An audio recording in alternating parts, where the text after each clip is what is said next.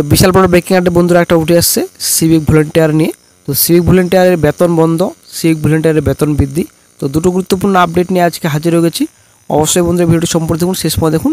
Channel নতুন দর্শক অবশ্যই চ্যানেলটিকে সাবস্ক্রাইব করুন, সঙ্গে অনলাইন রাখবেন প্রতিনিয়ত সরকারি বেসরকারি সবার আগে চাকরির খবর আপডেট পাওয়ার জন্য। তো বন্ধুরা কিছুদিন আগে কিন্তু বেতন বন্ধের একটা গুরুত্বপূর্ণ আপডেট পাওয়া গেছিলো, আশা করি আপনারা সকলে জানেন। সিভিক ভলেন্টিয়ারের চাকরি আসলে কিন্তু টোটালি কিন্তু অনেকটাই অনিশ্চিত, ঠিক আছে। তো সিভিক ভলেন্টিয়ার বেতন যেটা আমাদের কিছুদিন আগে একটা আপডেট ছিল যে একটা অ্যাপের মাধ্যমে আগেই জানাতে হবে যে কি আপনি কাজে যাবেন, সেটা অবশ্যই অ্যাপের মাধ্যমে আগেই জানাতে হবে যখন আপনারা ডিউটিতে যাবেন। সেটা কিন্তু দুজন সিভিক ভলেন্টিয়ার করেনি, মোটামুটি শতাধিক প্লাস কিন্তু সিভিক ভলেন্টিয়ার করেননি, তার জন্য কিন্তু শতাধিক প্লাস সিভিক ভলেন্টিয়ারের বেতন বন্ধ করা হয়েছিল। তো বর্তমানে একটা গুরুত্বপূর্ণ আপডেট উঠে আসছে, সিভিক ভলেন্টিয়ারের কিন্তু বেতন বৃদ্ধি হবে। আসলে একটা বিশাল বড় ব্রেকিং আপডেট সিভিক ভলেন্টিয়ার চাকরি নিয়ে। 2024 সালে রাজ্য বাজেটে সিভিক ভলেন্টিয়ারদের বেতন 1000 টাকা করে বাড়িয়েছিল রাজ্য সরকার। এবার 2025 সালের রাজ্য বাজেটে আবারও বেতন বৃদ্ধির সম্ভাবনা নিয়ে জল্পনা তৈরি হয়েছে। বর্তমানে রাজ্যে প্রায় 1 লাখেরও বেশি সিভিক ভলেন্টিয়ার কাজ করেছেন। তারা ট্রাফিক নিয়ন্ত্রণ, ছোটোখাটো আইন শৃঙ্খলা বিষয় এবং জনসুরক্ষায় গুরুত্বপূর্ণ ভূমিকা পালন করেছেন।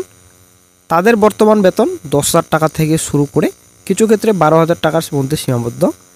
গত 2024-এর বাজেটে তাদের বেতন 8,000 টাকা থেকে বাড়িয়ে 9,000 বা 10,000 করা হয়েছিল, কিন্তু চলতি বছরের বাজেটে অর্থাৎ 2025-এর প্রস্তাবিত বাজেটে এই খাতে কোনো বরাদ্দ রাখা হয়নি, যার ফলে অসন্তোষ বাড়ে সিভিক ভলেন্টিয়ারদের বেতন নিয়ে। তবে নবান্ন সূত্রে খবর, এবার ভোটের আগে এই শ্রেণীর কর্মীদের জন্য বড় সুখবর আসতে চলেছে। সূত্র বলছে সিভিক ভলেন্টিয়ারদের বেতন আরও 1,000 টাকা বাড়ানোর সুপারিশ করা হয়েছে, অর্থাৎ নতুন বেতন দাঁড়াতে পারে 11,000 থেকে 12,000 টাকার মধ্যে।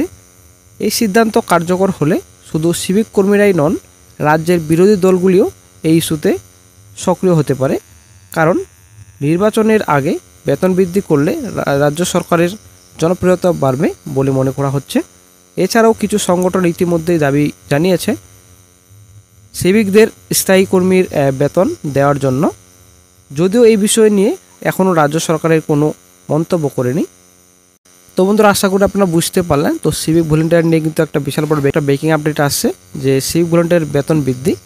তো আসলে বন্ধুরা সিভিক ভলেন্টিয়ারের কিন্তু বেতন বৃদ্ধি করা উচিত, কারণ একজন পার্মানেন্ট কনস্টেবল পদে কিন্তু যেরকম ডিউটি থাকে সেম কিন্তু একই কিন্তু ডিউটি কিন্তু সিভিক পুলিশের কিন্তু থাকে, ঠিক আছে। কম বেশি কিন্তু অবশ্যই রয়েছে, কারণ ব্যাপারটা হচ্ছে সম্পূর্ণ ডিউটি কিন্তু কেউ করে না যদিও, এবং সিভিক ভলেন্টিয়ার এবং পুলিশ কর্মী সবাই মিলে কিন্তু একসাথে কাজ করে, এবং সিভিক ভলেন্টিয়ার কিন্তু এখানে অনেকটাই ভূমিকা পালন করে এই বিষয়ে, ঠিক আছে।